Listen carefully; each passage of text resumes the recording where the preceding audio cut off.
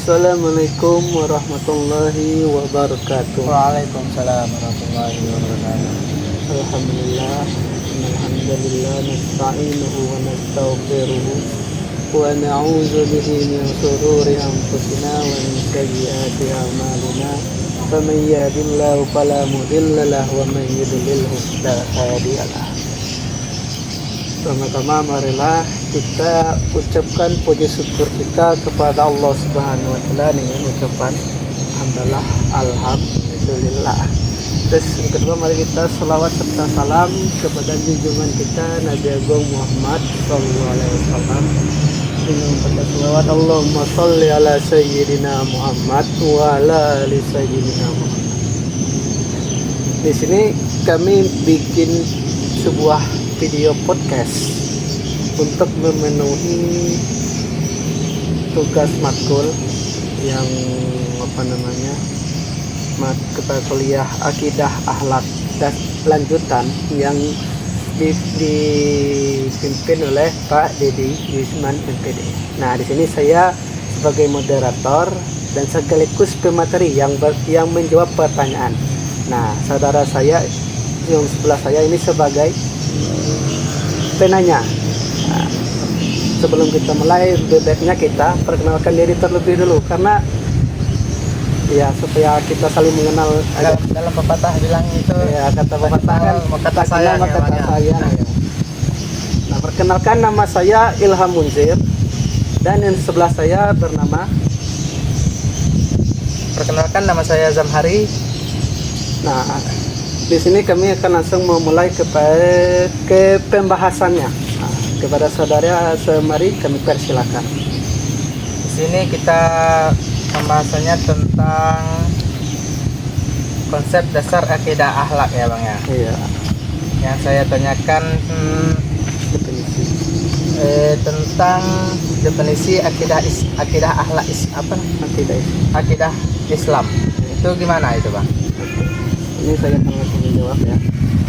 Yang pertama kita bahas dulu akidah itu, pada definisi akidah. Iya. Nah, akidah kan kalau biasanya di dalam ilmu pengetahuan, kalau tentang definisi itu ada kata bahasa, ada secara istilahnya. Iya. Nah, sekarang kita masuk kepada kata bahasanya. Akidah kata bahasa itu berasal dari kata-kata akoda, yaitu ikodatan, yang berarti ikatan dari kata. Jadi kalau menurut bahasa setiap ikatan atau hubungan itu berarti akidah. Nah, kita langsung ke secara istilah. Nah, secara istilah apa itu akidah? Akidah adalah keyakinan seseorang terhadap rukun iman yang 6. Apa saja? Iman kepada Allah, iman kepada para malaikat, iman kepada Rasul, pada kitab-kitabnya, kepada kadar baik dan kadar buruk. Itu akidah. Kalau yang akhlaknya Bang? Akhlak itu kalau dari segi bahasanya kan kholako. Oh iya. Kholako hulukon. Berarti apa namanya itu? Sebuah bentuk.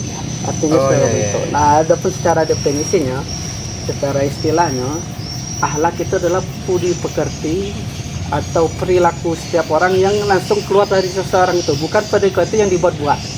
Tapi setiap budi pekerti, setiap rangsangan indera kita yang menunjukkan budi pekerti, itulah akhlak tadi. Contohnya kita perilaku baik terhadap sesama kawan atau orang tua itu Bang ya? Iya, itu akhlak. Oh itu akhlak gitu ya. Nah terus Bang, yang saya mau tanyakan yaitu tentang cara menguatkan akidah Islam itu Bang. Nah bagaimana itu Bang? Cara supaya kita yakin bahwa kita bisa menguatkannya itu. Nah, karena akidah ini penting ya bagi orang Islam, bagi semua umat Islam akidah sangat penting. Kenapa? Kalau kita nggak punya akidah berarti kita nggak punya keyakinan. Kalau nggak punya keyakinan, buat apa kita beramal? Oh iya. Berarti kita nggak beriman karena kita nggak yakin kepada Tuhan kita tadi, insya Allah. Berarti amalan kita itu nggak guna karena kita nggak punya keyakinan dari akidah kita nggak benar, nggak punya akidah. Nah, cara menguatkan akidah itu gimana? Yang pertama kita belajar, baik itu kalau masih muda, anak-anak kan masih bisa mondok atau ketemu ustaz. Nah, kita belajar dengan ustaz yang sekiranya memang betul kita yakini ini betul apa enggak. Karena ada beberapa ustadz, beberapa pondok itu ustadznya bermasalah akidah. Nah, kita belajar. Nah, ada pun bagi orang-orang tua yang sekiranya sibuk, apalagi orang tua sibuk cari nafkah sekarang kan. Cari nafkah keluarga itu sibuk. Waktunya pun ada malam. Nah, pada malam-malam ustadz pada istirahat. Nah, caranya gimana? Dan sekarang kita udah enak. HP udah ada. Sosmed bisa dilihat di sosmed. Nah, ketika kita mencari di sana, kita carilah hal yang bermanfaat gitu ya. Bermanfaat. Kita lihat juga dulu Ustaz, kalau bisa sebelum kita mencari di situ kita tanya dulu sama Ustaz pentolan desa kita lah. Anu Ustaz, kalau pengen lihat di HP tetangga kita lebih baiknya lihat di Ustaz siapa ya misalnya gitu. Karena takut, kenapa harus kita tanya terlebih dulu? Takutnya kan kita cari, takutnya malah kita akidahnya malah akidah orang-orang lain yang nggak betul, yang nggak benar ajarannya. Ajarannya. Salah satunya kan contoh ada pemahaman yang bilang itu sholat itu nggak perlu. Nah, dalam Al-Quran kan disebut ala bizikrillah, cuma cukup mengingat Allah saja. Nah, makanya kita harus betul-betul dalam memilih ustadz menjadi penceramahnya atau siapa gurunya tadi. Nah, berarti kita dalam perkuliahan ini Bang termasuk menguatkan akidah akhlak juga Bang? Iya, termasuk ya. Iya. Nah, di dalam salah satu menguatkan akidah tadi kita pilih pergaulan yang betul. Nah, kita tahu orang-orang yang pengen kuliah, pengen belajar itu pasti pengen hidupnya betul gitu. Nggak nyeleweng dari kehidupan yang sebenarnya. Nah, itu cara yang kedua. Yang pertama tadi belajar, yang kedua pergaulan kita jaga. Harus dijaga. Nah, temannya kita jaga, kita lihat seandainya aku teman dengan orang ini akidahku bisa bagus apa enggak. Nah, kalau memang ada betul teman kayak gitu, kita kalau bisa misalnya kayak kita udah mantap sama akidah kita, ada satu orang atau beberapa teman kita yang agak menjeleweng. Nah, kalau kita memang betul udah mantap, jangan kita jauhi. Justru dia tarik akidah yang benar. Kita tarik jalan yang benar Bang ya. Iya, gitu. Harus kita ajari dikit-dikit lah. Dikit-dikit. Kalau langsung mungkin dia langsung ngamuk, tapi dikit-dikit mulai dari candaan yang menyindir kita kan bisa juga. Harus diajak canda dulu Bang ya.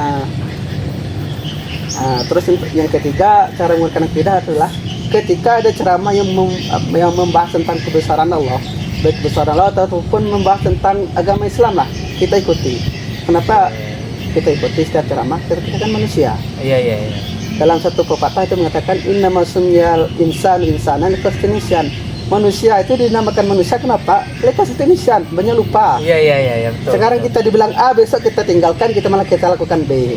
Makanya dalam ayat Quran itu disebut wa tawasau bil haq wa tawasau bis sabr. Saling menasihati. Nah, disitulah kita pentingnya mendengar ceramah.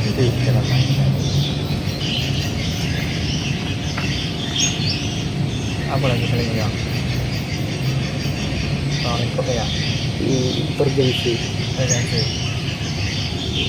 Nah, sekarang yang perlu dikuatkan ataupun yang dibahas ini Bang, masalah urgensi akidah ini Bang dalam kehidupan individu dan sosial itu. Nah, itu bagaimana itu Bang maksudnya itu? Masalah urgensi individu dan sesama sosial itu. Urgensi atau pentingnya akidah dalam kehidupan baik individu tersendiri ataupun sosial bermasyarakat ya. Nah, kita bahas dulu tentang akidah itu Pak, keyakinan tadi kan. Kita jelaskan keyakinan kita terhadap pun iman tadi. Nah, kalau akidah kita betul, maka salah satu kepentingan atau urgensi yang kita dapat adalah kehidupan kita ataupun tujuan kita hidup itu jadi lebih jelas. Kita hidup ini untuk apa? Kita hidup ini kan cuma untuk mencari ridho Allah Ta'ala. Innama bu'istul insan mama khalaqtul jinna wal insan illa liya'budun. Aku tidak menciptakan manusia dan iblis kecuali untuk beribadah kepada Aku. Betul. Berarti akidah ini sangat penting kan bagi umat Islam dan agama. Jadi apabila akidah kita benar, maka setiap perbuatan kita itu insyaallah akan benar. Hidup kita tentram. Sekarang kita bandingi orang yang punya akidah dan orang-orang yang nggak punya akidah. Orang yang punya akidah itu kehidupannya cenderung teratur lah, rapi gitu. Adapun orang-orang yang nggak punya akidah, mohon maaf sebelumnya, misalnya orang-orang yang hidup di pinggir jalan seperti preman-preman itu kan hidupnya nggak teratur. Kadang malam bangun, paginya tidur, kadang paginya tidur, malamnya bangun. Malahan ganggu orang lain. Itu karena akidah dalam hati mereka itu nggak kuat. Itu urgensi utama. Yang kedua, kalau akidah kita betul, maka kita tadi kan mencari kehidupan kita cuma untuk mencari ridha Allah. Maka setiap perbuatan yang kita lakukan itu akan mendapatkan pahala. Pahala ya. Mulai dari makan. Makanan hukum aslinya apa coba? Apa tuh Bang? Hukum aslinya kan adalah mubah. Oh, iya. Kan nggak haram, nggak makruh, nggak ada mubah. Tapi bisa menjadi kita mendapatkan pahala dari makan ini apabila akidah kita benar. Kenapa akidah kita benar? Maka ketika kita makan, kita niat, ya Allah, aku makan ini untuk menambah stamina sehingga aku dapat beribadah kepada Engkau. Itu baru makannya. Setiap gerakan, setiap perilaku itu semua kita cari untuk itu Allah Taala. Bekerja pun walaupun kita nggak niatnya, asalkan kita cuma pengen menafkahi keluarga itu termasuk amal ibadah. Itu, iya. Tapi walaupun ini amal ibadah, bekerja ini untuk menafkahi keluarga, jangan sampai gara-gara bekerja kita tinggalkan ibadah lainnya, sholatnya ditinggal gara-gara kerja ya kan. Nah, bulan zalik lah. Iya. Semoga Allah melindungi kita. Nah, terus urgensinya di dalam kehidupan masyarakat apa yang pertama? Kalau kita seseorang benar, dia akan takut untuk berbuat maksiat, apalagi melakukan dosa-dosa besar seperti mencuri. Iya. Akidahnya kan udah benar, tapi kalau akidahnya nggak benar, berarti dia nggak takut untuk mencuri. Nah, keuntungannya orang-orang lain tidak merasa dirugikan. Yang kedua, akidah dan akhlak yang sudah benar itu akan disenangi oleh orang-orang lain. Oh, ini anak akhlaknya bagus, bagus punya perilakunya bagus, sehingga kita akan didekati ya. Orang nggak dijauhi. Jika kita ada kebutuhan, mereka bantu. Mereka ada kebutuhan juga kita bantu. Iya. Jadi saling menguntungkan lah. Saling menguntungkan, tidak merugikan. Tidak merugikan sesama makhluk hidup. Iya. Jangankan manusia, sesama hewan pun apabila akidah akhlaknya benar juga akan dibantu. Misalnya ada burung yang sakit, dirawat dulu sampai dia. Oh ya, ada, emang ada gitu Bang ya. Jangan ada burung nabrak jendela rumah kita nih, sakit ya. Apabila akidahnya kurang lah ya, kasih sayangnya kurang, kayak kita kan masih kurang masih kurang lah kita kan. Burung asalkan halal nabrak rumah masih selamat, kita sembelih, kita goreng. Tapi kalau itu para ulama, para aulia itu mereka rawat dulu, desat baru dilepaskan. Sama hewan kan akhlak kan meliputi sesama manusia. Itu tadi semua manusia tidak kita ganggu dan kita fokus kepada diri kita sendiri. Terus akhlak kepada Allah. Nah, kita berakhlak kepada Allah apa? Itu kita ibadah. Yang berhubungan dengan Allah sepertinya ada ayat-ayat Al-Quran, Asmaul Husna, atau nama-nama nabi, nama-nama ulama itu sekiranya jangan kita taruh di bawah. Kenapa gitu? Mereka lah yang menyampaikan Islam kepada kita. Rentetan agama itu sampai kita daripada para ulama, terus sampai tabi'in, terus tabi'in, para sahabat baru kepada nabi baru dari Allah Subhanahu wa taala. Nah, nama-nama mereka apalagi Al-Quran nih. Ada Al-Quran, misalnya Al-Quran Al-Quran sobek terbang, kita jumpa, kalau bisa kita ambil, kita taruh di tempat yang mulia. Jangan kita biarkan aja. Itu urgensinya.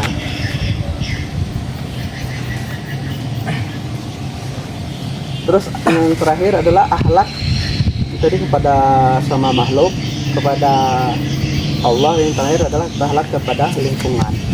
Ya, oh, ada juga Bang, ada juga lingkungan Bang. Nah, akhlak kepada lingkungan itu gimana? Ya, lingkungan kita jaga. Kiranya kalau memang orang kaya, apalagi orang punya orang lebih lah hartanya kan.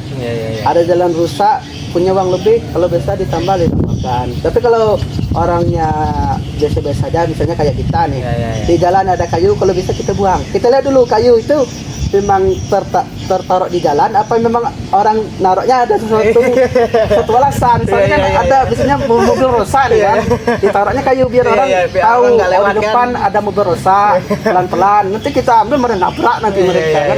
Udah mobilnya rusak ditabrak lagi. Oh, itu berarti termasuk akhlak juga itu Bang. Itu akhlak juga itu.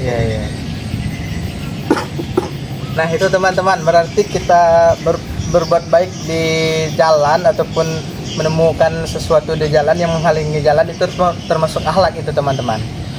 Seperti penjelasan Abang Ilham tadi itu termasuk akhlak itu. Sekarang kita lanjutkan kepada sesi kedua, yang dimana saya yang bertanya, saudara Zamari yang menjawab. Judulnya pemikiran tokoh-tokoh akidah dan akhlak. Studi pemikiran utama klasik modern seperti Al-Ghazali dan Ibnu Taimiyah dan tokoh kontemporer. Jadi kita langsung aja ke pertanyaannya. Tadi kan sudah dijelaskan tadi akidah, definisi akidah, sudah bagaimana cara menguatkan akidah, terus fungsi pentingnya atau pentingnya akidah itu sudah ditanyakan semua. Nah sekarang akidah kan dari zaman dahulu nih. Nah konsep akidah menurut ulama klasik seperti Imam Ghazali atau Imam Ibnu Taimiyah itu gimana konsep akidahnya? Nah, konsep akidah menurut Imam Al-Ghazali dulu Bang ya, yaitu adalah akidah keyakinan. Itu yang sudah Bang dijelaskan tadi, yaitu tentang keyakinan Bang yang memantapkan terhadap Allah dan para rasul, malaikat, kitab dan hari-hari qadar tadi Bang. Nah, itu Al-Ghazali menekankan bahwa akidah tidak cukup hanya diketahui secara teoritis Bang. Nah, seperti itu, tapi harus diyakinkan dengan hati sehingga melahirkan ketenangan jiwa Bang. Berarti nggak cukup cuma tahu definisinya aja ya?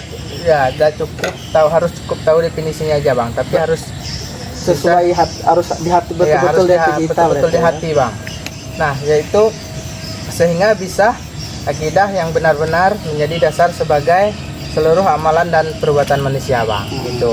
Nah, kalau akhlak yang menurut sifat Imam Al-Ghazali, pemikiran Imam Al-Ghazali yaitu seperti yaitu tadi ketentraman jiwa, diri muncul perbuatan dengan mudah tanpa memerlukan banyak pertimbangan Bang. Gitu. Nah, tujuan akhlak adalah membersihkan hati dari sifat-sifat tercela Bang. Itu contohnya kan kita kan sering-sering ngomongin orang dari belakang, itu kan termasuk iri dengki itu kan. Makanya kita kan belajar akidah akhlak biar tidak penyakit hati hilang ya. Iri hati itu hilang jadinya.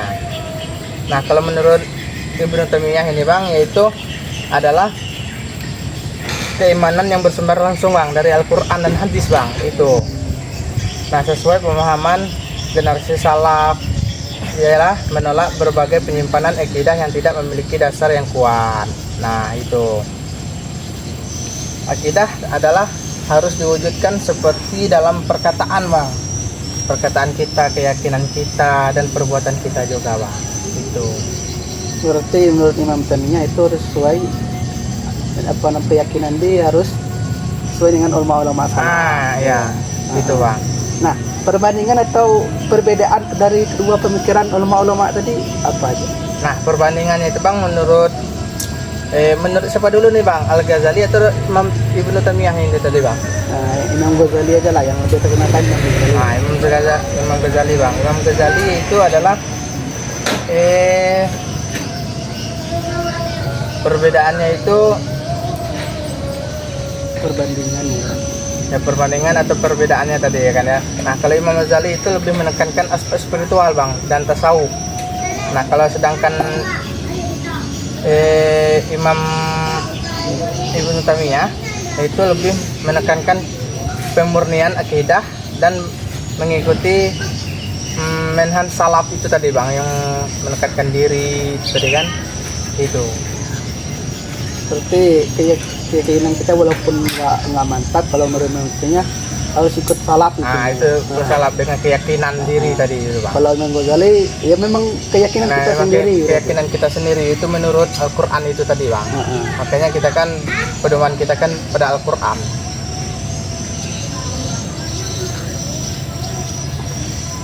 Dan ada juga Bang sesama mendukung akidah sebagai dasar akhlak, sesama menekankan pentingnya perbaikan hati dan perilaku juga Bang. Itu pentingnya kita belajar akidah. Akidah akhlak berarti akidahnya hati, akhlaknya perilaku juga. Itu menurut Imam Al-Ghazali dan Taimiyah ini.